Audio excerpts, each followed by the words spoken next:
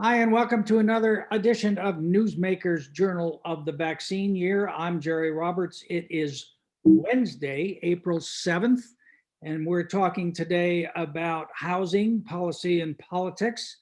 And no one better to do that with than Planning Commissioner, former Mayor, former City Council member Sheila Lodge, who has literally written the book on this subject.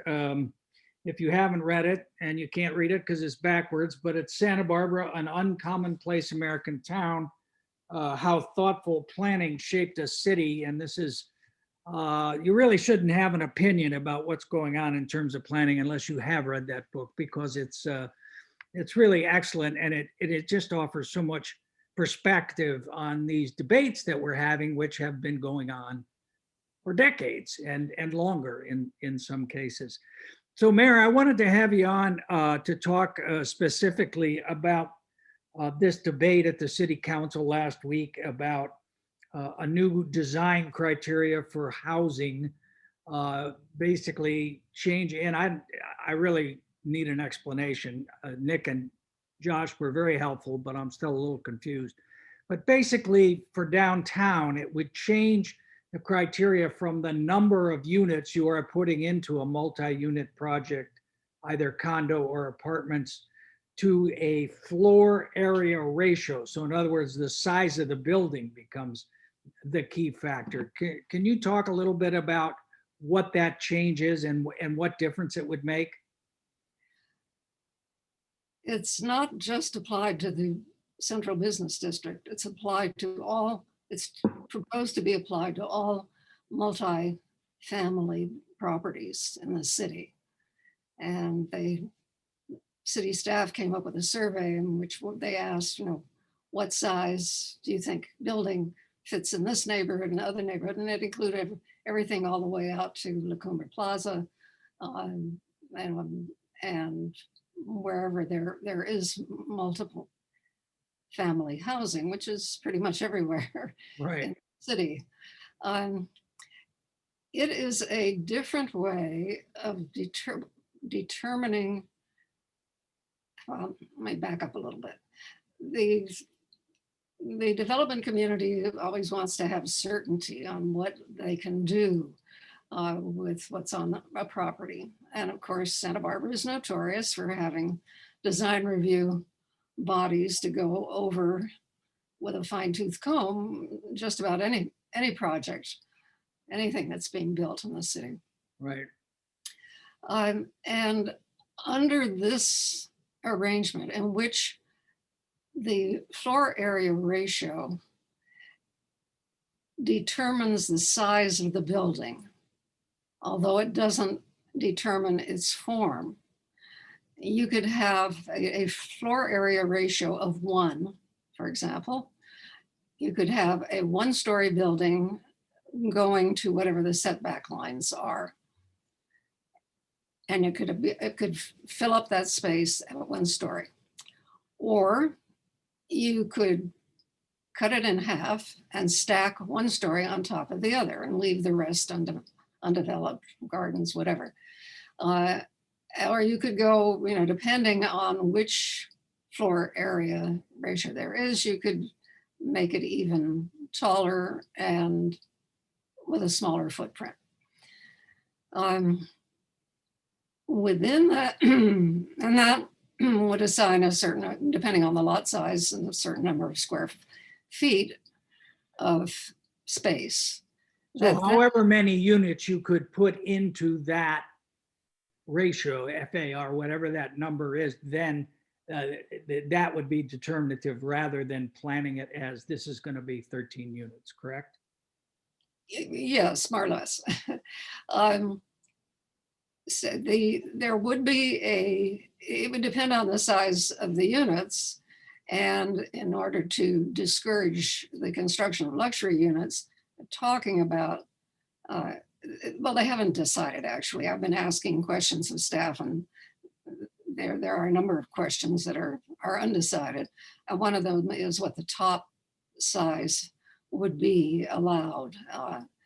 And the bottom side, the smallest size would be 220 square feet, which is in the state's building code or whatever. For a Is the studio. is the smallest unit that you can build. Right, right. So,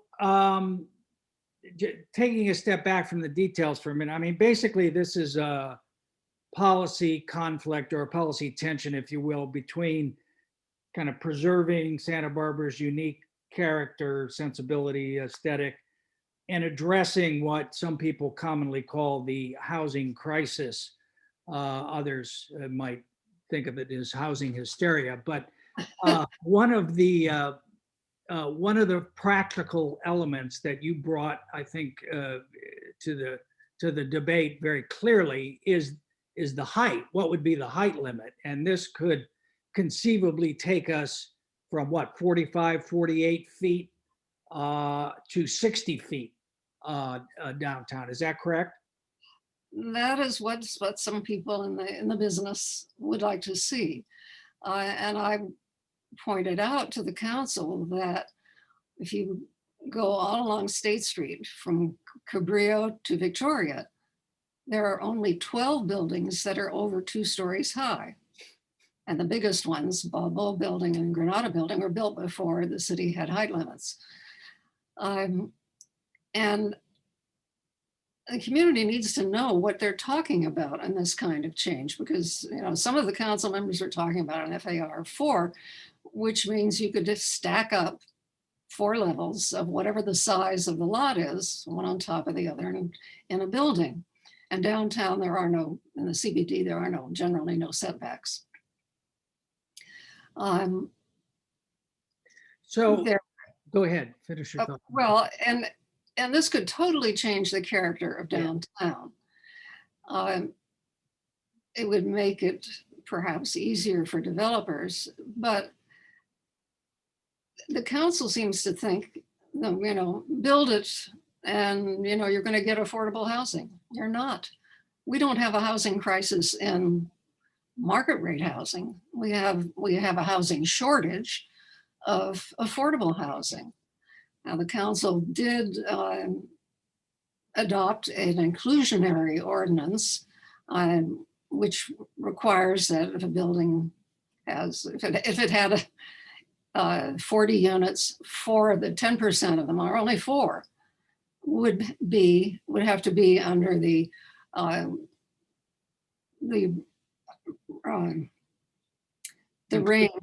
range of what's considered affordable to households, say with 100 in the workforce housing. Income. It's between 80 and 120% of the county average median household income. Right, that so-called missing middle. The missing middle.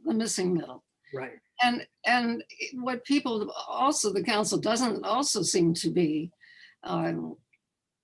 recognizing is that the more market rate housing you have, well, the more housing of any kind you have, the more demand you are creating because of the services that are needed by the new people that are living in these new units for services, generally, and not very high paid services. And so you are creating even more need for more affordable housing. And so in a way, it's like digging a pit there's no way to get out of. Right. Yeah, this is obviously one of the most, if not the most desirable place to live. And as you point out, Prince Harry and his princess have decided to live early in Montecito, admittedly, but nonetheless, they're Santa Barbarans. And so the council is trying to address specifically this issue of workforce housing and, for cops, for teachers, so on and so forth. But as you point out, the AUD, which has been in effect, almost 10 years, right? Or close to it, has produced 2013, I think. 13, okay, 7-8 years. 735 units, rental units, by allowing developers these various breaks from the planning code, but very little of that is affordable. so-called affordable housing? Only the projects that were we deemed complete and in the process of getting approvals come under the 10% requirement. And the interesting thing, though, is that there was, I think it was March 31st, an article by the president of the Board of Realtors saying that the vacancy rate has gone up to 4.4%.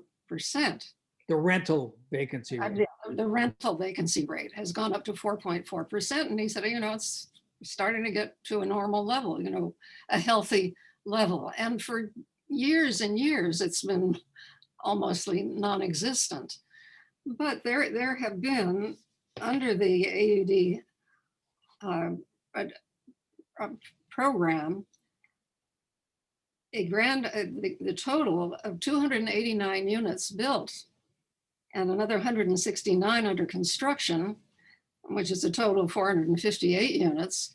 And the president of the board said he credited the AUD program with bringing on more rental units. Nobody was building rental units until the city provided this option with the high density, and that they had to be rentals.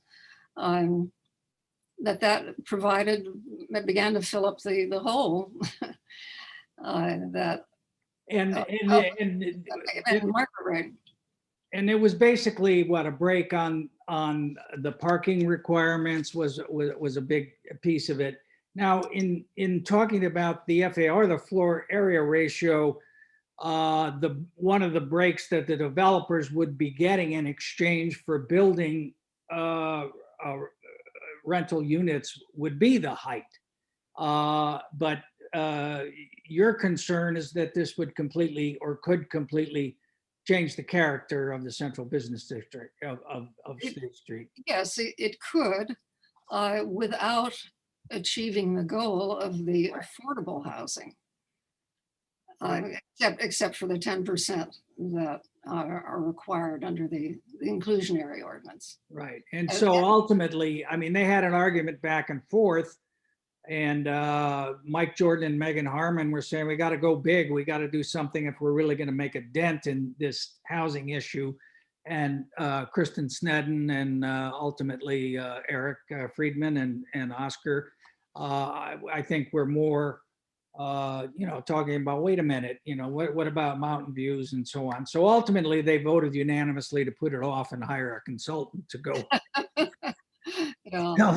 tell them what the real options are. But I thought Kristen was very strong on that point. I said, look, we don't want to, why do this if we're not going to get what it is we're talking about? And the numbers could be very, very small. And then of course you have this other issue of the state, I don't know if they're mandates, the RENA numbers, how many units we're supposed to produce in the next period of years is 8,000. What do you think when you hear that? It's crazy. I don't remember the number they assigned to Santa Maria, but it was substantially less than Santa Barbara's 8,000. Santa Maria has land around them that they can annex, or undeveloped land within the city. Santa Barbara has zero practically, and there's a lot here and there that maybe is vacant. And what else is vacant is billy goat territory. You can't build housing on it. And it's just crazy-ness. And it's just, I think it makes the folks in Sacramento feel good. They tell local governments, this is what you're supposed to provide. Well, of course, the local governments can't provide it. It depends on the private sector. On the market, right. Yeah, and the state legislature took away what was local government's source of funding for housing authority or other nonprofit housing developments when they abolished the redevelopment agencies. Right. So they wanted the revenue to go into the state coffers. So I think that there has to be, it's just I think people recognize that you can't really get affordable housing now without some subsidy. And Well, the housing authority is looking at doing a middle income household project on what's the commuter parking lot at the corner of Castillo and Cabrillo. And that's the only way you're really going to get it, except for the inclusionary amount.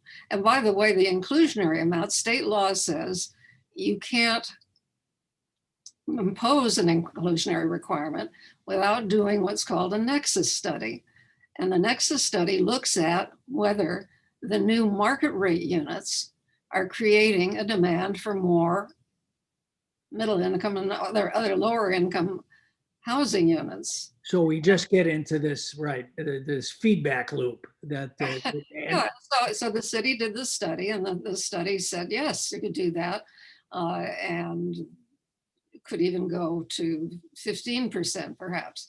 There is another thing going on in terms of having housing downtown, which I agree with fully, getting people living downtown and patronizing the businesses downtown. Although I have to say, there were a lot of people who were excited, about Amazon having their Alexa engineers working downtown, as if they were going to go shopping in the stores. Hello, they work for Amazon, right? They will, of course, patronize restaurants, bars, and so on, other non-retail stuff. And I suppose there's some of them that might shop locally, but having other people who don't work for Amazon living downtown would be a good thing. And the AUD program is providing some of that. There's a project that has been approved by the Planning Commission, and I think they're pretty much set to go ahead at 710 State Street. That's very attractive.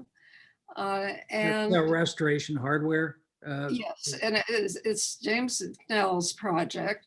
And I hear that because he got upset with the council when they adopted the requirement about evictions, help paying people if they got evicted, Right. the rent, something to carry them over so they could move and find some other place to live. But so he's got enough invested in it. I think he's probably going to go ahead anyway. Anyhow, this is a very attractive project. It's set back from State Street, so there's room it's designed for it to be a restaurant on the ground floor. And then it's 3 stories on State, then it's set back 4th story, then there's a 4-story section on the back part of the property, which is a lot that goes over to Ortega Street. So the press club. Where the press club is, right. And one of the things that really concerns me about these projects is that they need to be livable. I don't want to see the city building, future, tenements, future slum areas. And the 710 State project, almost everyone has private open space, as well as there's generous common open yard areas. And there's a paseo that goes through it from State to Ortega. It's just been very thoughtfully designed, and they would be decent places to live. Well, you and I have talked about this, and I think we talked about it the last time you were on the program. I mean, Santa Barbara's built out. Okay, Of course. There's not a lot of land, waiting to be built upon. We have, I don't know, 90,000 approximately people living here. I mean, what is the population and what is the carrying capacity in terms of water and other services and utilities that the city could really bear? I mean, it's fine for Sacramento to say, oh, you need 8,000 more units, but as a practical matter, it just doesn't work. Yeah, well, and it's so the word that's used a lot these days, which I'm not sure I quite like it, but it's aspirational. That but it can't be done. And as I was saying, compare us with Santa Maria, where they were recently talking about annexing 100 acres and building hundreds of homes on it. They Right. can do that. Well, But and the other, and of course, something else I want to mention is that the minute the council does something like this, the value of that land is going to go up because developers will figure they can make more money. well, I thought another important point that you made was look at what the cost of construction is, the square foot, the cost of construction in Santa Barbara versus, oh, say Bakersfield, which is, I guess, affordable. And it's extraordinary. I mean, It is 3 times more in Santa Barbara. And since I looked at Bakersfield's numbers, I looked at the state of California. The average construction cost, and this doesn't include any land costs, it's just, building the thing and the building materials, labor and materials. And it also is 1/3 less than in Santa Barbara. What happens? Does the price automatically go up? Does it triple on a 2x4 when it's shipped to Santa Barbara? as you get closer to the ocean, yes, I think. Close to the ocean. Yeah. So that is something I just don't understand. Well, that's right. And, you have this kind of social engineering mentality that we're going to build affordable housing, but, just the economics of it are just, they're just daunting. I mean, what are you going to do about the cost of construction here? Are you going to order, that to go down as the city council? I wonder. What about this argument, that's kind of thrown around? Well, if we did go up, if you had 60-foot buildings on downtown and State Street instead of 45 max or 48, people really wouldn't notice it because you would get used to it. What do you say to people who make? That's true. That's true. And they wouldn't know what they have lost after Mhm. time. And it would harm our economy. After all, tourism and retirement income, people don't talk about that, but retirement income is a big part of the city's outside income. And what makes Santa Barbara is the reason why Amazon has some of its engineers here, why Sonos is here, because of the quality of life here.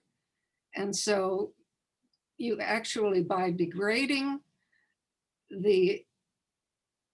what makes Santa Barbara what it is, the small town feel, the sense of openness, just you're not hemmed in on State Street with tall buildings, is what makes it attractive. Tourists don't want to come someplace and see what they already have at home. Mhm. They come here because Santa Barbara's different, and we have an international reputation. Right. So personally, I think on the FARs thing, I think that should be, I'd like to see that dropped, and we stick with the AUD program because it's providing the kind of development on State Street and elsewhere that is wanted. And it's not going to an FAR of 4 would just completely change the character of State Street. It would take a long time. There might not be a lot of developers that are interested in doing that, but we would not gain. I don't see the city gaining anything. And then to get back to the population numbers, when you talk about density, and they don't. I asked staff, since the council meeting, how would the cities, how would this using FARs interact with state law, which uses density as the metric? And well, they don't know yet. And they're trying to figure that one out, and they may have to assign a density. So one of your points is we are producing rental housing, some of it under the AUD. It's not 60 feet. It's all of these projects that are either in the pipeline or have been constructed are what, 45 feet or less, correct? Well, the architects have, Or most of them anyway. they have whined and complained and said they couldn't do these projects in 45 feet. So the council raised it to 48 feet 48, yeah. in the in the central business district. It Hey, doesn't add units. All it does is adds higher ceilings. That's really all it does. And more opportunity for luxury units. I don't know if you've looked at the prices of the rents on some of these new projects that have come in recently. what, Um, I mean, what are you referencing? well, so the most recent one that I looked at, just a moment, where is it? It is, where did it go? 414 Chapala Street. It's 21 units. It's a nice looking building. And it, among the amenities that they have listed for these units is that they are all walk up. There are no elevators, and it's a 4-story building. And it's 45 feet. I didn't check the density on it, but there are a number of, well, anyway, they're 1-bedroom, 1-bath units that range between 606 and 702 square feet are $3,300 a month. One of them has a large patio, and one of them has no balcony or patio. The 2-bedroom, 2-bath, that's 1,123 square feet. It's $5,250 a month. No. And so, just building housing, more units, which seems what the mayor and council members Harmon and Jordan are from, they seem to think it's going to solve the problem and do something for this meet the city's needs, and it's not. Right. Okay. Hey, let me switch topics on you. What do you think when, well, you and I were going to go to lunch, I think on March 1st or 2nd or something, and you were the first person I knew last March 2020 who said, I don't think I'm going out with this virus thing. And about 4 days later, the rest of the world followed that. But have you been down? Have you been down to State Street? Have you been vaccinated and been out and about, or what's your sense? March 10th, it was 2 weeks after my second Moderna shot, and I have gone out to lunch a few times, once out to dinner, and I have been downtown. What's your take on State Street? How do you think it's looking down there? It's looking better since they got rid of those ragged palm trees and the crumbling wooden boxes, but it's generally a mess. And when the AIA brought Detty Piker made the presentation to the Planning Commission of the results of their charrette, in which all they were very pleased with themselves, and the buildings looked like they were 60 feet.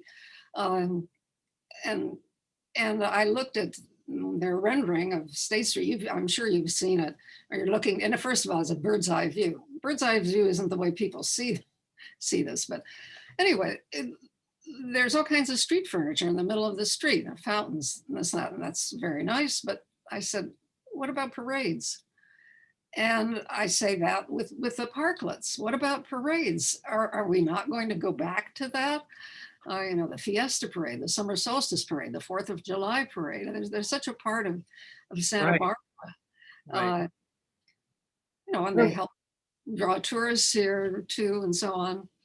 Yeah. So, what's your general feeling about the whole promenade notion, closing it to traffic? Around sometime in the early 1990s, 91, 1990, I suggested that as an experiment, on weekends only, that 2 blocks of State Street be closed to cars. Well, the business owners along State Street had a cat fit, particularly a lovely person, Hugh Peterson, who owned La Arcata. And he took, without telling me a word about it, an album, a photo album I'd put together of places I'd been. I've been very lucky to do quite a bit of travel, places all around the world where there are pedestrian streets. And I had put this together and I had loaned it, I think, to the traffic planner at the time, George Girth. Somehow or other, he got his hands on it. He made 100 copies of it, distributed it to them all. And he said, and I was going to close down State Street and it was going to be the ruin of Santa Barbara. Well, they had he then hired some outside consultants to tell Santa Barbara, what we should do. And they came and they made a presentation. I think that, as I recall, it was in the small theater in the art museum, which is adjacent to La Arcata. And there was a big crowd, and these consultants said Santa Barbara should bring the parking back to State Street. No street closures. Well, that was, I nearly got hung that night on a lamppost in La Arcata. But so I slunk away, and I still have that album though, and I've turned it into a PDF, and I've sent it around to the planning commissioners and the city council. I still think that it's a good way to go, but not the way that it's been done so far. For one thing, it's way too long. Mhm. And it just has to be a lot more thoughtful. There are places, it's true that there are places where streets were closed, main downtown streets were closed, and it didn't work. And it was usually someplace where it wasn't done right. The street was too wide. They didn't leave the cross streets open. It was too long. And then a lot of this happened at the same time as malls like La Cumbre Plaza were being built sort of on the outskirts of town. And so business was leaving downtown anyway. Yeah. So I think it can be done well. I've been in Boulder a couple of times where it's delightful. I was there 2 nights, and both nights and evenings I spent on the mall. I'm not a mall person, but it's an open one. There's Right. a lot of trees, and there were things for children. There was entertainment for adults. There was food, and restaurants were utilizing the sidewalks there and out into the mall itself. And people of every age were strolling up and down, 3 generations of families together. It was great.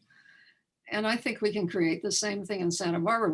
I think we do need to have something more than just, hope that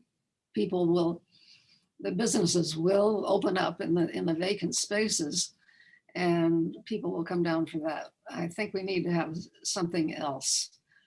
Now, where are you on the whole bicycle freeway approach that we've had with the neon and the neon paint and the lovely electric charging stations and basically pushing all the pedestrians? I've been very upset with the way that the Historic Landmarks Commission has been just run over. My immediate predecessor, Mayor David Schiffman, referred to the Historic Landmarks Commission as the guardian of Santa Barbara's soul. And they are. And, the excuse has been, this is all temporary. It's all temporary. We're gonna do it right one of these days. And the council has set up a committee to work on these things. You can't have a pedestrian mall. It's also a bicycle freeway, as far as I'm concerned. Well, Well, the transportation director, I think, that famous phrase, never let a good crisis go to waste. And I haven't heard that one before. yeah, I think that's kind of what's going on there.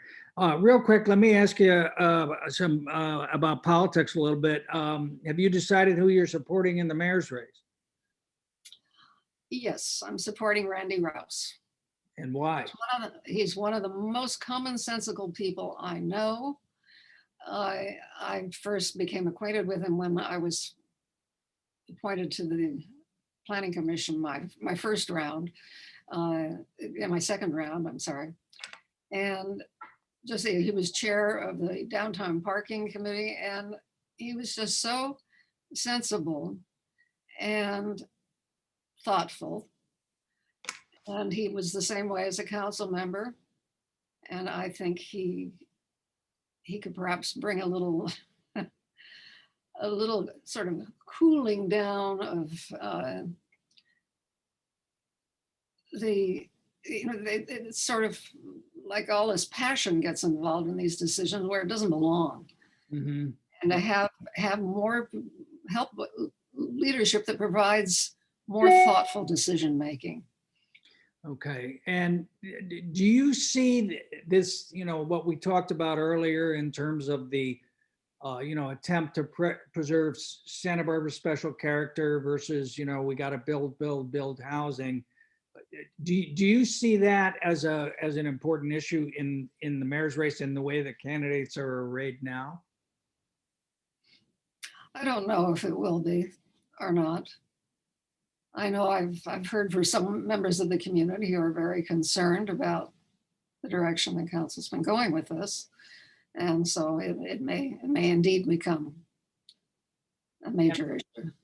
And I assume you're endorsing Kristen Snedden in District 4 for re-election? Yeah. Yes. I endorsed her the first time around, even though she hadn't been endorsed by the Democratic Party. And I think she's done a great job. She's done a great job. She's thoughtful. She's hardworking. I don't know how she does it all, because she's got a full-time tenure track position now at Santa Barbara City College, Right. as well as a family and a husband and so on. But in any event, she's done a good job. But some of the factions that do want to build more, do want to build higher, do want to generate denser development, are trying to take her out. Feel that she's, I guess, too much, on your side of things in terms of the. Yeah, well, it's very puzzling to me because I've talked to the person who's Barrett Reed. Yeah, I've talked to Barrett Reed, and he constantly gives this spiel about how he was born and raised here and how he loves Santa Barbara and all of that. And I don't know why he's running. What's his beef with Kristen? He hasn't said anything that unless he wants to. He is a developer, but as far as I know, what he develops is he takes existing buildings and repurposes them, and then he and his partners hang on to them. It's not, they're not gussing them up and then flipping them, that kind of thing. So. Right. Well, I just want to leave us with. We'll find out. Yeah, I guess. Well, I'm trying to get him on the show, so hopefully we'll be able to find out. I just want to. You had a nice line in one of the letters that you wrote about this issue, the FAR that we were talking about. So much effort went into making Santa Barbara what it is. Its essence is fragile, and I think that's such an important point to stress with the kinds of debates that we're having. That was Eric that said that, wasn't it? What's that? No, it was in your letter, I think. Well, anyway, who said it? Who do you think said it? Eric Friedman. Well, you think he took it out of your letter, because that's where I read it this morning. But anyway, I'll send it to you. It's a true fact. Whoever said it, its essence is fragile, and when we get, I think, as you point out, too passionate, sometimes about some of these debates and get a little hysterical about things. It's Yeah, easy. well, and especially when when the direction they're going is not going to achieve what they want. Yes, it'll achieve market rate housing, and in the process, possibly, um, in the process, if they go the direction they're going now, some of the council members are going now, it will harm the city's economy. Okay. All right, Sheila Lodge, it's always a pleasure to speak with you. The book is Santa Barbara, an Uncommonplace American Town, How Thoughtful Planning Shaped the City by Mayor Lodge. It's a Well, must read. I'm going to bring, if I may, bring up a quote that, well, that I came across after it was too late to add. Oh, no. Yes, came across two that I wish I had had. Hang on a moment, if you don't Well, you mind. get it in the next edition. That's what All right. Um,